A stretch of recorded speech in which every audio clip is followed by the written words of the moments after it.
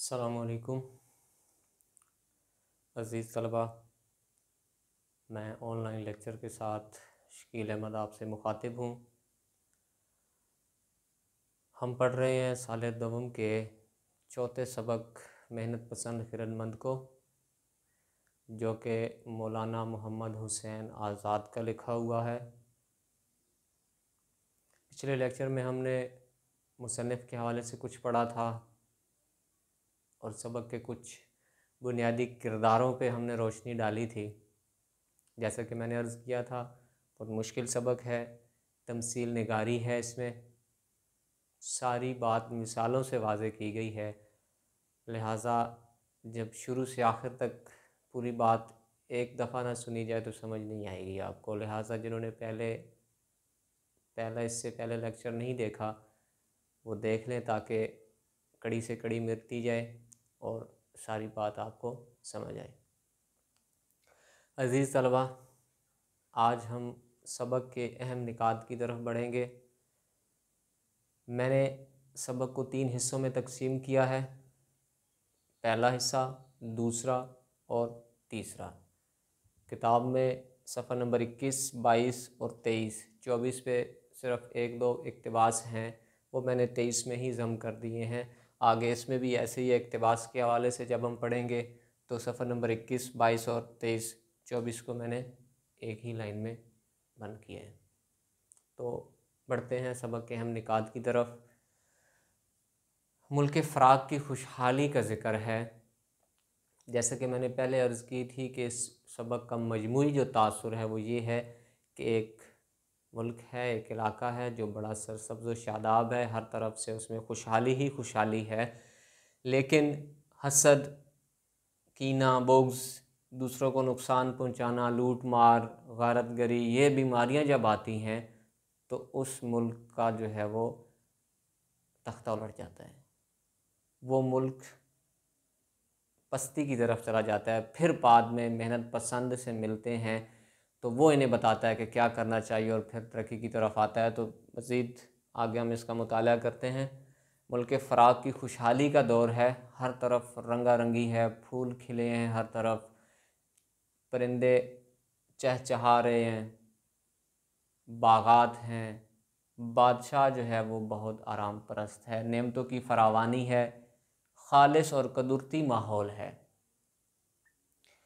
हसद से बुराई का आगाज़ होता है, जब एक दूसरे से वो इख्तिलाफ़ करते हैं, जब एक दूसरे से वो चिढ़ने लग जाते हैं, जब जेलस होते हैं, एक दूसरे से हसद करने लग जाते हैं कि ये चीज़ उसके पास क्यों है, मेरे पास क्यों नहीं है, तो उस वक्त मुल्क का जो है वो नुकसान होना शुरू हो जाता है। बुराइयों का आगाज़ होता है, बुराइयों को फ़रोग़ मिलता है।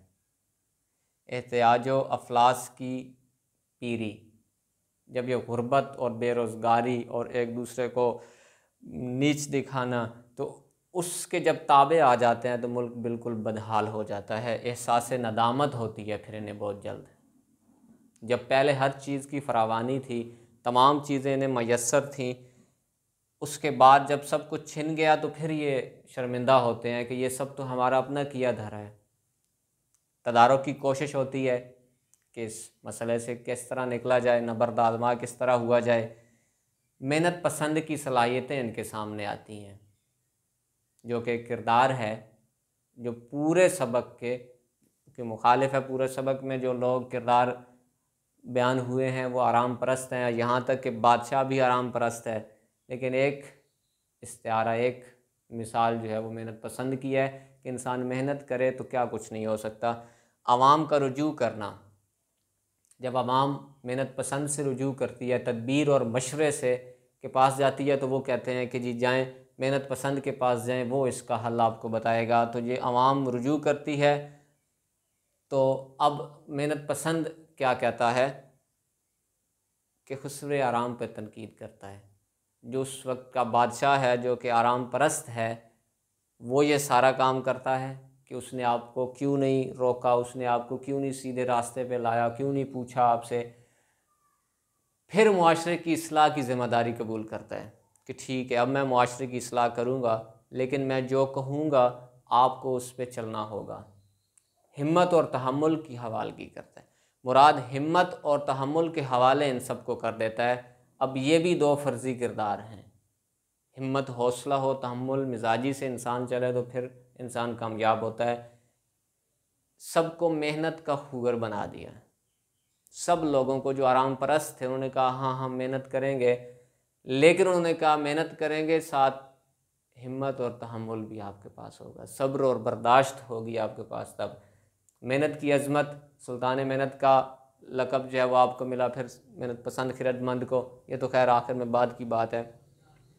आगे इक़्तिबास के हवाले से सबक के हम निकात की तरफ बढ़ें तो पहले जिस तरह अर्ज़ किया, मुल्क फ़राग में औलाद आदम की मुसर्रत आम और बेफ़िक्री मुदाम, हमेशा मुसर्रत में रहते थे, खुशी में रहते थे और बेफ़िक्री की जब ज़िंदगी गुजार रहे थे। रहम दिल बादशाह था, किसी से कोई पूछता गुछता नहीं था, किसी से कोई टैक्स वसूल नहीं करता था, हर बंदा आज़ाद था, सदा मौसम बहार का रहता था। क़ुव्वत हाज़मा बहुत तेज़ थी इनकी, मुकव्वी खाने खाते थे, ताकतवर खाने खाते थे, परिंदों का कलेल करना, परिंदे चहचहाते थे। ये उस दौर का, उस मुल्क की इब्तदाई सूरत हाल है। दरख्तों के झुरमट थे, कदूती सामान की फरावानी थी, दिल फारिगुल बाल थे, बेफ़िक्री की ज़िंदगी थी, किसी किस्म की कोई परेशानी मुसीबत नहीं थी। फिर अचानक क्या होता है, अचानक वसी तख्ता फूलों का खिलता है जो लोगों के जहनों को, लोगों की तबीयत को जो है वो तब्दील कर देता है। तबीयत का बदलना, फ़रेब के जासूस की आमद, अब एक दूसरे को धोखा देना कि नहीं उसका माल मैं धोखे से हथिया लूँ। अब ये इस चीज़ की जब आमद होती है तो ये साथ में बहुत सी बुराइयां लेके आती है, जैसे ताराज, लूट मार, चोरी, डाके, ये सारी चीज़ें।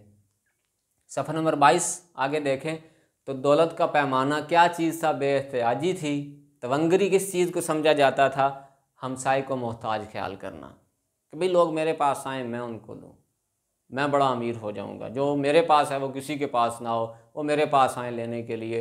इस चीज़ को वो अमीरी तस्वर करते थे।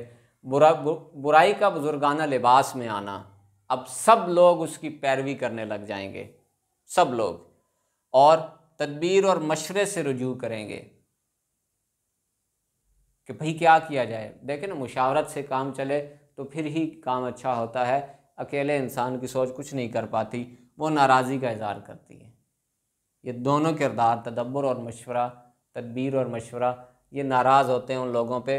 अब मुसीबत से निकलने की वाहिद उम्मीद वो दिलाते हैं।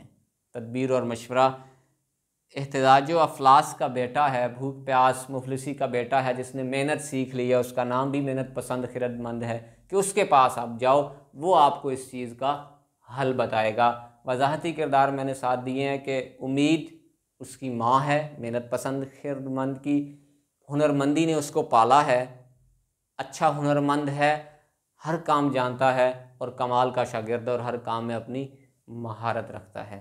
सफ़ा नंबर 23 की तरफ आगे बढ़ें। मेहनत पसंद से रुजू का मशवरा किसने दिया था, तदबीर और मशवरे ने। अब उसको ढूंढते हैं कि कहाँ मिलेगा, वो किस जगह उसको ढूंढें, तो पहाड़ों के दामन में जाते हैं। कवि है, कल एक नौजवान है, उसका जिस्म बड़ा ईंठा हुआ है, अच्छे मजबूत आसाब का है, मौसमी असरात की वजह से उसका चेहरा जो है वो झुलस गया है, कसी वगैरह उसने अपने कंधे पे रखी हुई है। ज़राअत और तामीर का वो मशवरा देता है, कहता है कि ज़राअत और तामीरात की तरफ आओ, मकान बनाओ और ज़राअत में आओ, चीज़ें उगाओ खुद से।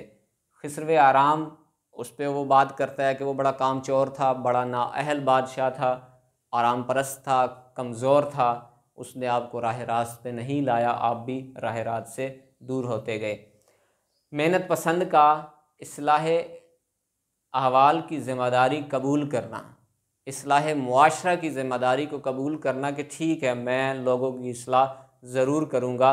लोगों को उम्मीद और हौसला दिया उस बंदे ने कि मेहनत से ही सब कुछ होना है, उसके बगैर कुछ नहीं हो सकता, बादशाह तो आपको कुछ कर नहीं सका।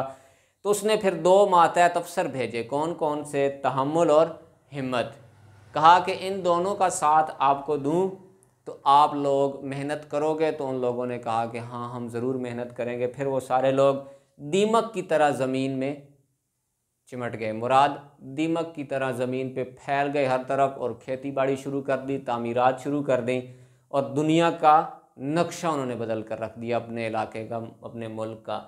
फिर से क्या हुआ, खेतों और बागात भरपूर हुए, फिर से हरे भरे हुए, शहर फिर से आबाद हुआ, बुलंदो बाला इमारतें बनी फिर से। और फतूहात की बिना पर सुल्तान मेहनत पसंद का लक़ब दिया गया, मेहनत पसंद खिरतमंद को, जो कि गरीबी और मुफलिसी का बेटा था। सिर्फ उसने मेहनत की थी और इस मकाम पे पहुंचा था। तो अज़ीज़ तलबा,